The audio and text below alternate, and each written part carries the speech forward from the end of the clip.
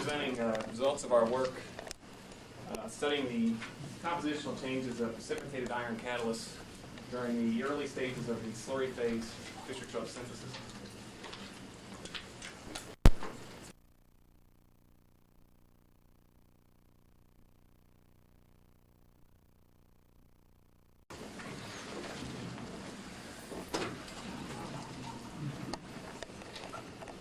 I'll be presenting results of our work studying the compositional changes of precipitated iron catalysts during the early stages of the slurry phase Fischer-Tropsch synthesis.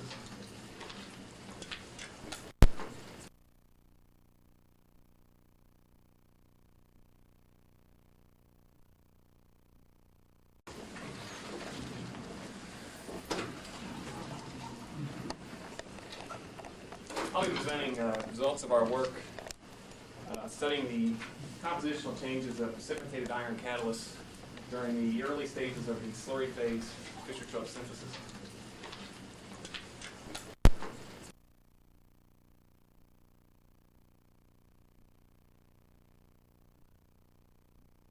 Activation in early periods of the synthesis.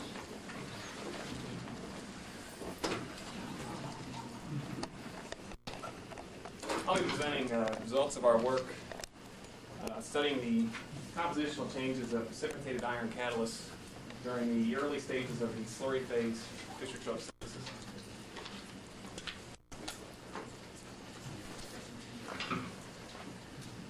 I'll start off by comparing activities of several different catalysts that we've compared. And for the bulk of the talk, we'll concentrate on correlating the activities of these catalysts with their compositions as determined by XRD, Mossbauer spectroscopy, and BET surface area, pore volume, and pore size distributions.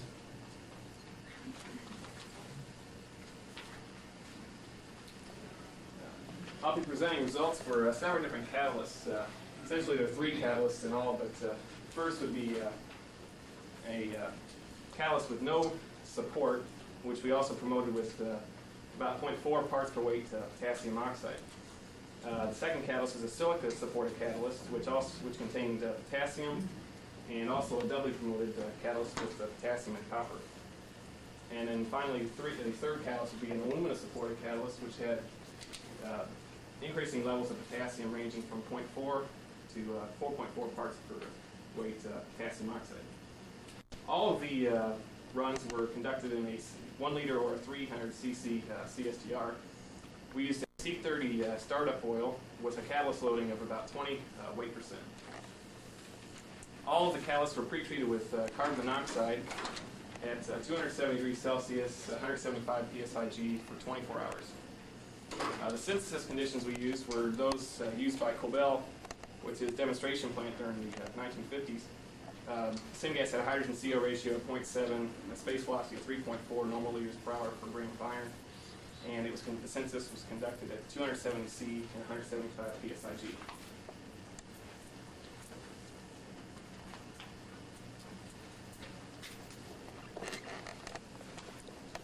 This is a schematic of our 1 liter reactor setup. We used high purity hydrogen CO as our feed gases. Flow rates and the hydrogen CO ratios were controlled by two mass flow controllers. The gases were mixed before entering the reactor. The resulting syngas was delivered to the reactor through a dip tube which ran to the bottom below the impeller. And the exit stream was sent to 3 traps maintained at 260 and 0 degrees Celsius. We collected waxes, oils, and the aqueous phases. Non-condensables were sent to online gas analyzers. But in addition, the reactor was equipped with another dip tube which went down into the catalyst oil slurry, which permitted catalyst samples to be withdrawn periodically during the runs.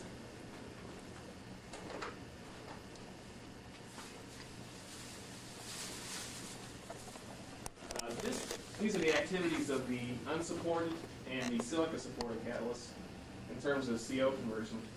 The catalysts which contained silica had much better activity and stability. The unsupported catalysts, both with potassium and without, reached a maximum conversion after about 24 hours of about 82%, but their stability was very poor and the activity declined very rapidly. The catalyst with potassium declined more rapidly than the catalyst without it. The best catalyst we tested was the silica catalyst with 0.4 parts per weight K2O. It had an activity of greater than 90%. We've had that up to about 500 hours. For this particular run, it decreased about, on average, about 0.5% per day. And surprisingly, the addition of copper to this catalyst actually lowered the activity a little bit, and its stability was decreased also. Excuse me, can I interrupt for a second? Are you going to show the methane selectivity as a function Carnot string? I have it, but I wasn't planning on showing it. Can you just briefly describe? Sure, I can. Thanks. That's increased with inclusion in Carnot string. Oh, we're not on time with string. I took it at, it does increase. Generally, I'd say we start off maybe at 5% methane, and it can go up to, depending on how long we run, it does steadily increase.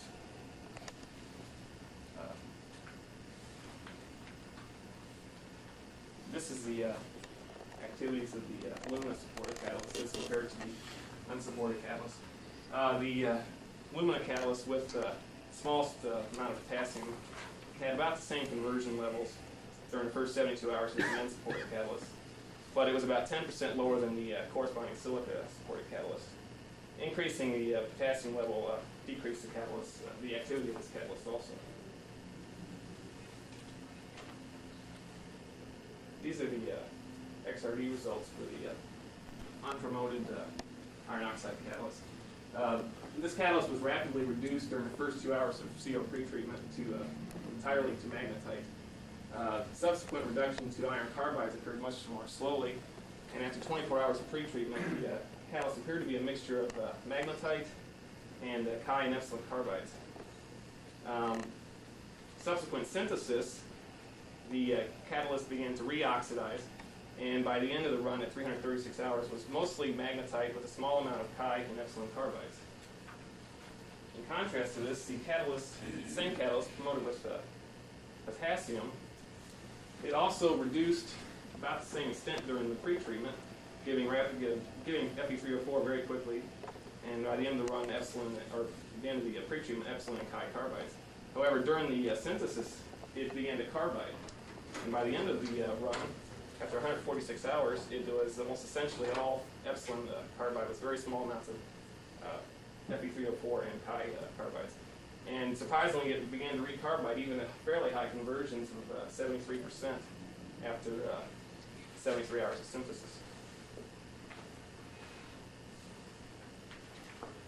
These are the XRD results for the silica-supported catalyst. It's been reported, and it's generally understood, that copper aids in the reduction of the catalyst during the pretreatment, but we didn't see that for this particular catalyst. Following 24 hours of pretreatment CO, the catalyst was mostly, or it was a mixture of Fe3O4 and Chi and epsilon carbides. Subsequent synthesis of the catalyst without copper showed that most of it was reoxidized to Fe3O4. The catalyst promoted with copper did not reoxidize to quite the same extent, showing more carbides, Chi carbides and epsilon carbides.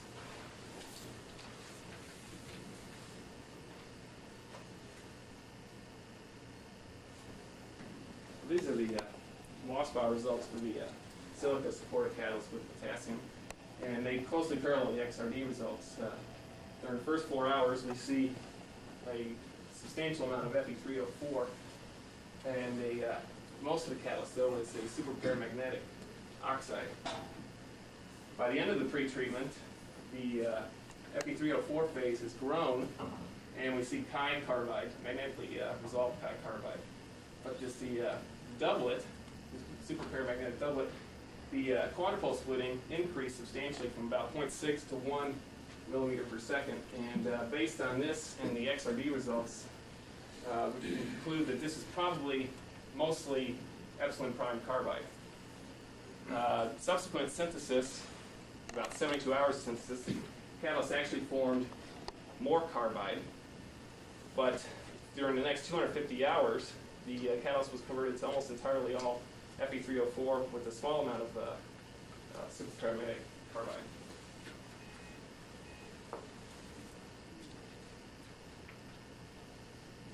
This shows the how the composition of the catalyst changes with time on stream during the synthesis. During the beginning of the reaction, the carbide content, the chi-carbide content, increases from about 25% to about 35%. And the superparamagnetic component also increases from about 40 to 50%, with a corresponding decrease in the Fe3O4.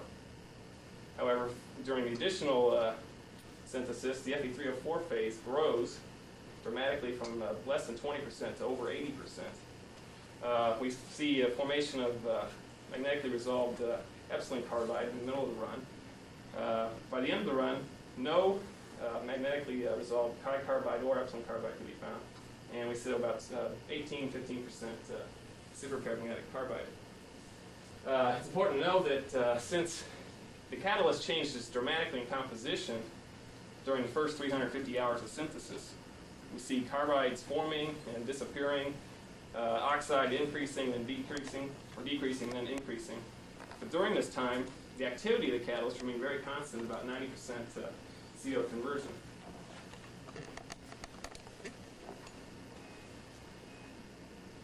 Now, these are Mossbauer spectra obtained for the alumina-supported catalysts after 72 hours of synthesis. Catalyst with the lowest amount of potassium oxidized to about 84% Fe3O4, and the remainder was some superparamagnetic component. Increasing the level of potassium brought about an increase in the formation of carbides.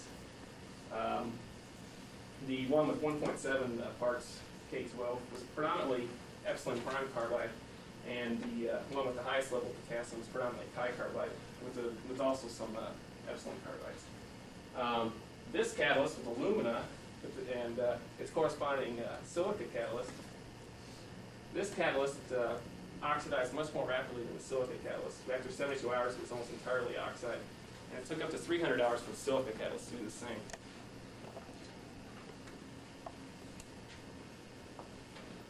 These are the surface areas with time on stream for the unsupported and silica-supported catalysts.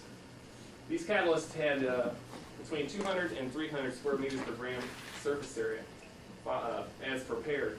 This surface area was rapidly lost during the pretreatment. Within 2 to 3 hours of CO pretreatment, the surface area of the unsupported catalyst drops to about 20 square meters per gram. However, we see it that during the pretreatment and subsequent synthesis, the surface area actually increases.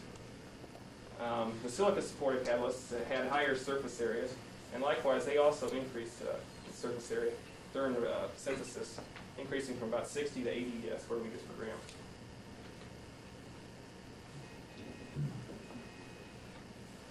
This view graph illustrates the effect of potassium on the alumina-supported catalyst. The surface area of this catalyst was about 200 square meters per gram initially, and it also lost surface area very rapidly. As you can see, increasing the level of potassium brought about a decrease in its surface area. And the catalyst with the highest level of potassium actually had surface area of about 0. But we found that the activity of this catalyst was actually about the same as the catalyst with 1.7 parts per weight K2O. So the surface area does not necessarily depend, or the activity does not necessarily depend on the surface area of the catalyst.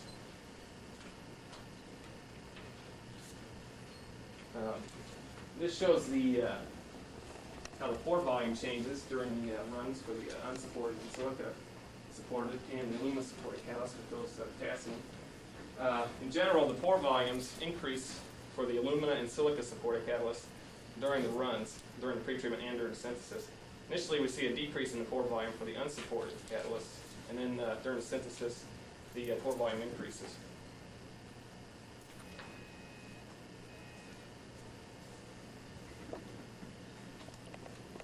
These are the pore size distributions for the silica-supported catalyst with 0.4 parts per weight K2O. In general, we see a pore radius of about 60 angstroms for the CO pretreated catalysts. During the synthesis, this shifts to about 100 angstroms, and the size distribution broadens substantially. By the end of the run, after 461 hours, It's shifted to about 140 angstroms and it's become very broad.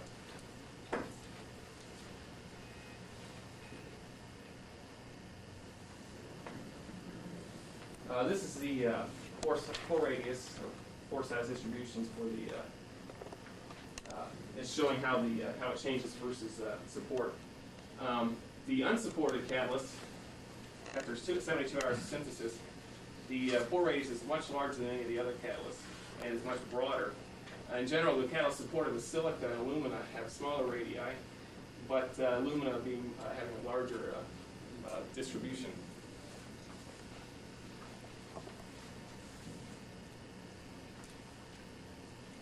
We also have found that carbon is deposited on the catalyst during pretreatment and during synthesis. This shows the CO2 content of the catalyst over the exit stream during pretreatment. Initially, we see a large peak after about 3 hours. And based on the XRD and MOSFET results, this is due to the transformation of the hematite to magnetite. Subsequent peaks here and then here are probably due to the formation of free carbon and carbides.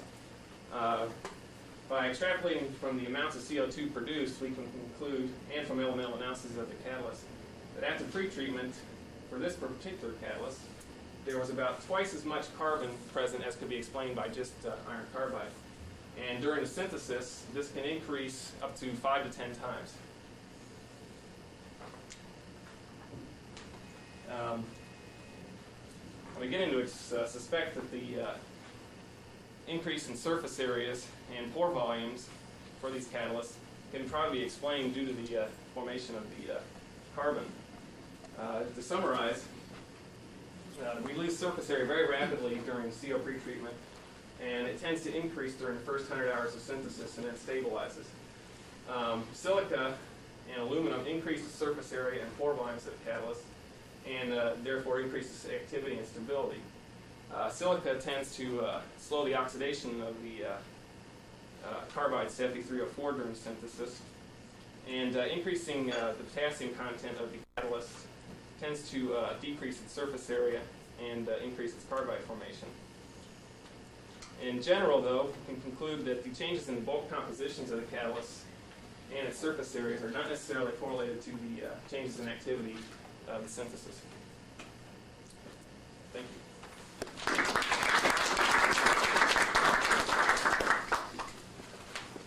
Dan. I've come to this kind of surprising conclusion here that the composition of the catalyst and the surface area of the catalyst doesn't seem to influence its catalytic activity at all. Right, not always. Not always. And the reason for that is that what you're doing is you're taking the catalyst out of this reactor and taking it someplace and analyzing it. Right. What's really important is its surface area and surface composition under catalytic reaction conditions.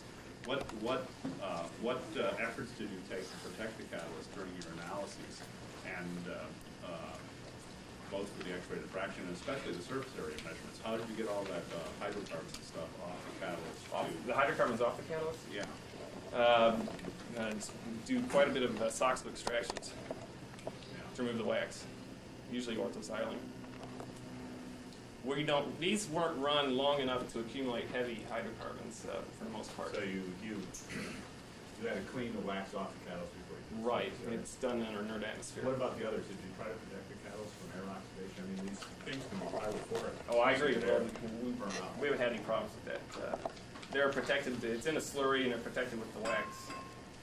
And I don't suspect they're being oxidized to any great extent, because I've taken samples out and they've been 100% carbide usually.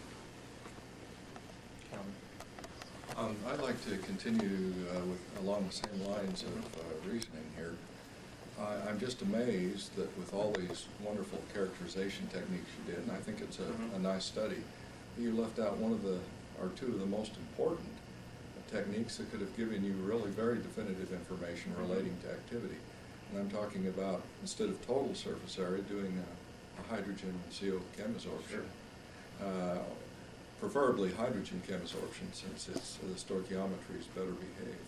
And we have done it on fresh and used catalysts in Fischer-Tropsch. And yes, the carbides do absorb hydrogen. Sure. And as you might expect them to, since they are active for the reaction. The other technique that I'm amazed you didn't use was temperature programmed reaction with hydrogen to investigate the carbon that are on the surface. And so I would suggest those as Right. This is useful techniques. We'll be that doing ongoing investigations, yes. I agree. Along the same line, you didn't see compositional change. Did you see any potassium migration during the Fischer-Tropsch synthesis? If I look at your best catalyst, which is iron, copper, potassium, and The silicon. best house was the Right. just potassium brother. Okay. If I look at your pore volume and surface area from 100 hours to 500 hours, Sure. essentially they maintain constant through that period of time. Right. So apparently not much change in terms of pore volume or surface area. Right. But it could impose a potassium migration process during the synthesis. My question is that have you looked at your X-ray or most study to see if any potassium migration from the bulk into the surface or some phase changes during the synthesis? No, I haven't seen it. Because you say, as you mentioned, that your methane selectivity increased with increasing time on stream. It tends to, yes. And the important fact in Fischer-Tropsch is that you use potassium to control the selectivity. Right. So the change in methane selectivity is a reflection of compositional change, for example, phase change in terms of potassium composition. Well, people talk about this, but how do you measure it? To take the catalyst out and measure where the potassium is how do you do it? Well, CO2 just a- absorption. How does that tell you There's where a way it is? to do, It tells you whether it's on the surface. I was involved in Fischer-Tropsch. We were thinking about doing ESCA. Yeah. Take the same crystal, but you have to transfer in the inner gas. We talked to ESCA people. They're trying to help us, but to a certain point, we gave up. What you can do is look at the initial ESCA and compare to the H catalyst using the same particle. You could look at the same surface to see if any change in potassium content. For example, at the beginning, you may not see much of potassium on the surface. And if potassium is migrated from the bulk into the external surface, you may lose your methane selectivity. It could be done, but very tedious. We were thinking about doing it, but we didn't do it. So that's the reason why I'm asking you Right. to see if you have done it. No, We have Pinterest people always come theoretic- up with these, but Yeah. one never does the experiment. And the reason is that Yeah. I don't know any way you can take a sample from a wax autoclave into an ESCA without exposing it and without taking wax off. If you just put the sample in ESCA, all you see is the hydrocarbon. You could try very tedious, right, to remove wax from the surface. It's just a matter of how or, it can be done. Well, Because- we'll leave you. I understand the We'll difficulty leave that to involved. Mobile. They got enough Yeah, money to do because, it. no matter what catalyst you use, always methane selectivity increase with increasing time on stream. No matter what you use, we have tried many catalysts. Always you see that increase in methane dimension. That's not necessarily true, if I may interject. Sometimes methane decreases with time. But in that case, activity drop very sharply. I'm talking about the same conversion, 90% conversion, Right. but methane selectivity just keep changing. That's- If you can maintain conversion and also maintaining methane selectivity, I think you have a very good invention. We definitely see the methane Yeah. increasing and that thing. It's just a puzzle. What's happening to this methane change? No compositional change. What happened? No. Do you have any further questions? Okay, well, first let's thank our speaker.